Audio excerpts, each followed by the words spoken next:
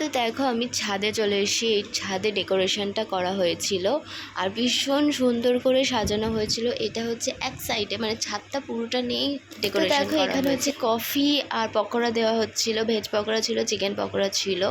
তো আমি সবটাই খেয়েছি, চিকেনও খেয়েছি, ভেজও খেয়েছি। আর এই জায়গাটা দেখো, দারুণ একটা জায়গা। এটা আর এক সাইডে ছিল, মানে ছাদের পুরোটা নিয়ে তোমাদের বললাম। তো তার এক ভাগ হচ্ছে একদম খোলামেলা ছিল, খুব সুন্দর, ছাদে একটা হাওয়া দিচ্ছিল।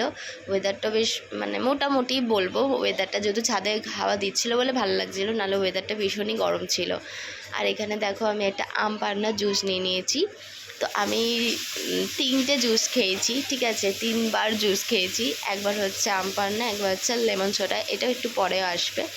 আর সাথে পকোড়া ছিল, ভেজ পকোড়া ছিল, আর মিওনিসও ছিল। তো আমি খাচ্ছি। আর আমি যখন আমার ছেলেকে দিয়েছি, ও বলে, খেয়েছে, খাওয়ার পর বলে ভীষণ ঝাল। তবে না, খুব একটা ঝাল ছিল না, যেহেতু ওখানে বাচ্চা বড় সবাই খাবে বলে। আর এই দেখো আবার আমি নিয়েছি